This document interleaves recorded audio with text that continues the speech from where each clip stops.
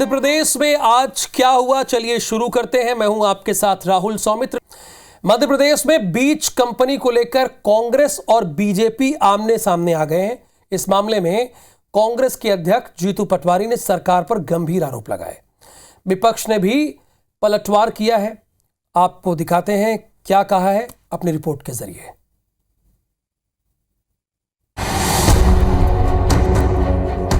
PCC chief Jitu Patwari ने press conference कर सरकार पर तीखा हमला बोला।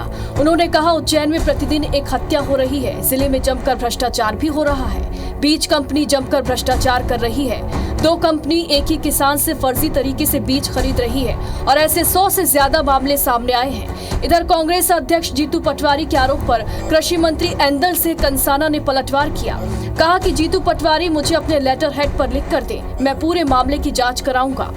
15 साल से एक ही अधिकारी, एक जैसे अधिकारी लगभग 90% जगहों पे जमा है। ये इतना बड़ा भ्रष्टाचार है कि जो एक जगह जम गया वो बीज कंपनियां उसका ट्रांसफर नहीं होने देती। बंजर भूमि है, गेहूं और सोयाबीन दोनों के उत्पादन होगा उसमें। प्याज, लहसुन, मटर, आलू, चना के खेत में गेहूं का उत्पादन बता दिया। पटवारी को लिखना पड़ता है रकबे के अंतर्गत कि इस समय इस किसान की रबी की और खरीफ की फसल क्या लगी है, तो लगा था प्याज, लगा था लहसुन, लगा था मटर, आलू, चना, और उसने बोल दिया गेहूं लगा। आने वाले दिनों में कांग्रेस प्रदेश भर में प्रेस कॉन्फ्रेंस करने की तैयारी में है। वहीं बीजेपी ने भी दोषियों पर कार्रवाई की बात कही है। भोपाल से IBC 24 के लिए दुष्यंत पाराशर की रिपोर्ट।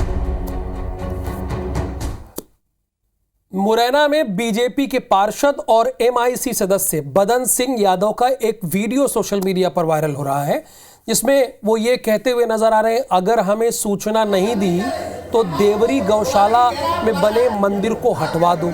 मामले में महापौर ने भी नाराजगी जाहिर की है। कांग्रेस ने इस वीडियो को मुद्दा बना लिया है। कांग्रेस के नेता जसबीर गुर्जर ने कहा कि बीजेपी की कथनी और करनी में बड़ा फर्क है। बीजेपी कहती कुछ और है और करती कुछ और है। अगर पार्षदों ने मंदिर हटाने का काम किया तो कांग्रेस मुरैना नगर निगम का घेराव करके उग्र आंदोलन करेगी। पूजा होती रहेगी, उस मूर्ति की अब तक वैसी पड़ी रहती थी, तो उसमें ज्यादा विरोध करने की जरूरत नहीं है। अगर विरोध ज्यादा होता तो उसको हटवा दिया जाए। ये हमने कहा था। नहीं, ऐसी मूर्ति काहे के लिए हटाई जाएगी? भगवान तो अपने स्थापित हो चुके हैं।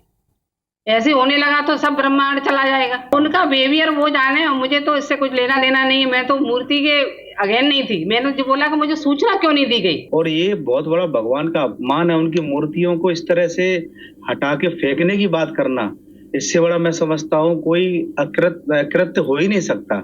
बहुत ही खराब और निंदनीय उनका बयान है।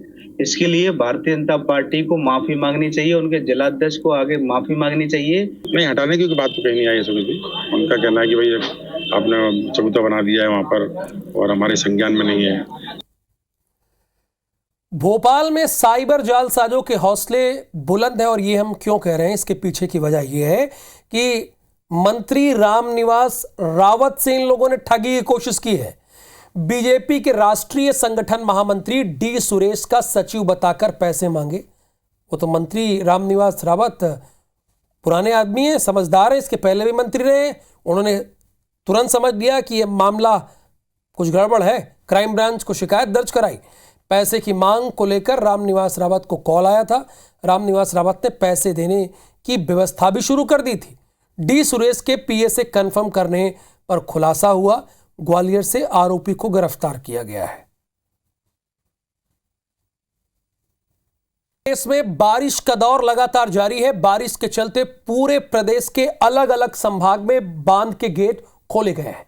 वहीं नदी नाले उफान पर है, जिसकी वजह से प्रदेश में अलर्ट जारी कर दिया गया है।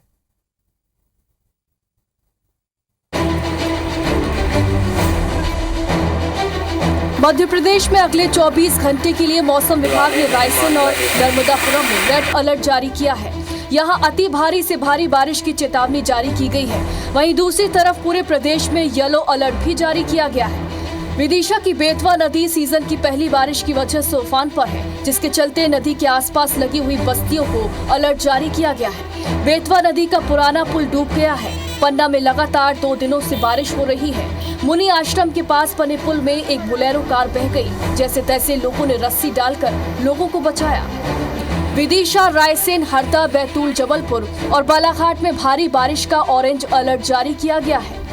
वहाँ पे भी हाई अलर्ट जारी किया है। वहाँ पे फ्लडिंग कंडीशंस है तो वहाँ पे जाना मतलब मैक्सिमम बाहर जाने का पॉसिबिलिटी कम करना है। और कहीं पे भी इनंडेशन ऑलरेडी चल रहे हैं, वहाँ से दूर रहना, जाके देखना, वो सब अभी मना करना है। प्रदेश में अब तक औसत से 4% से ज्यादा बारिश हुई है। मौसम विभाग ने एनडीआरएफ और एसडीआरएफ को भी अलर्ट किया है। पूरे प्रदेश में बिजली चमकने और गिरने की संभावना है। भोपाल से IBC 24 के लिए हरप्रीत कौरीन की रिपोर्ट। भिंड जिले में IBC 24 ने खबर चलाई और उसका असर हुआ, बड़ा असर हुआ। सामूहिक नकल मामले में राज्य सरकार और जीवाजी यूनिवर्सिटी ने बड़ी कार्रवाई की। सामूहिक नकल का वीडियो सोशल मीडिया पर भी वायरल हुआ था, जिसके बाद इस खबर को IBC 24 ने प्रमुखता के साथ दिखाई। और अब जीवाजी यूनिवर्सिटी के अधिकारियों ने बड़ी कार्रवाई करते हुए अटेर कॉलेज के प्राचार्य और एक सहायक प्रोफेसर समेत ग्रंथपाल को निलंबित कर दिया। अटेर कॉलेज में BA BSc की परीक्षा के दौरान सामूहिक नकल का वीडियो सोशल मीडिया पर वायरल हो रहा था और एक दूसरे से पूछकर नकल करते नजर आ रहे थे, जबकि कुछ छात्र बाहरी लोगों की मदद कर रहे थे। यानी परीक्षा ना हो गया, मजाक हो गया, इसी तरह की स्थिति देखने को मिली। तो हमने ये खबर दिखाई कि बच्चों के भविष्य के साथ किस तरह का खिलवाड़ किया जा रहा है। जब बच्चों को लगेगा कि ऐसे वो पास हो जाएंगे तो काहे वो पढ़ेंगे लिखेंगे।